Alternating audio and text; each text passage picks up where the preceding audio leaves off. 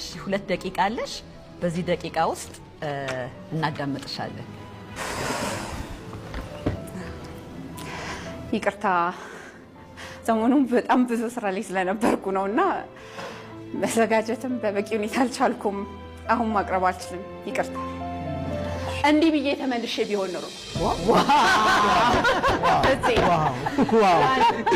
ኪሮ ሌላ እድል ተሰጡኝ ነበር ዓለምም እንደዚህ ናት ለኛ ሰበብ ምንም ቦታ የላትም ሰበብ ከጥንት ጀምሮ የነበረ የሰው ልጆች መጥፎ ልማድ ነው አዳም ላጠፋው ጥፋት በሔዋን አሳበበ ሔዋን ደግሞ በእባቡ ነገር ግን ያ ሰበባቸው ከገነት ከመባረር አላዳናቸው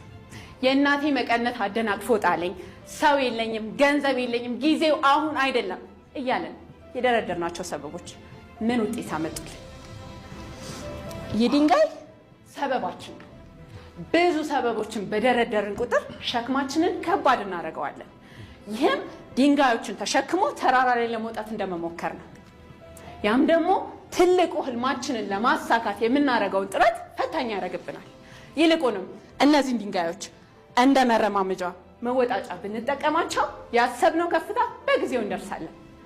የማስተርስ ተማሪ ያለው ማርገዜ ባመንኩት ሰው መከዳቴ የገዛ የውስጤ ፍርሃት ያሰብኩትን እንዳላሳካ ከበቂ በላይ ሰበብ ነበር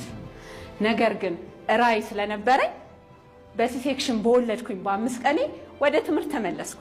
ልክ እንደ እርግዝና ጊዜ የአራስነት ጊዜንም በዶርም ውስጥ አሳለፍኩ ጨከንኩ ቀጠልኩ ትምህርቴንም በጥሩ ሁኔታ ጨረስኩ ነገር ግን ሰበብ ብደረድር ኑሮ ተስፋ ብቆርጥ ኑሮ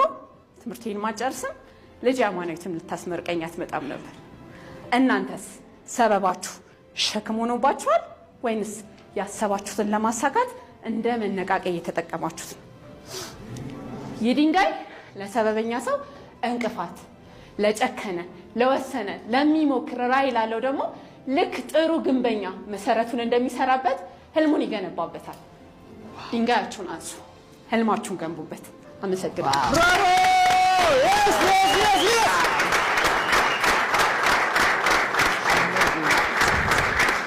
ብራቮ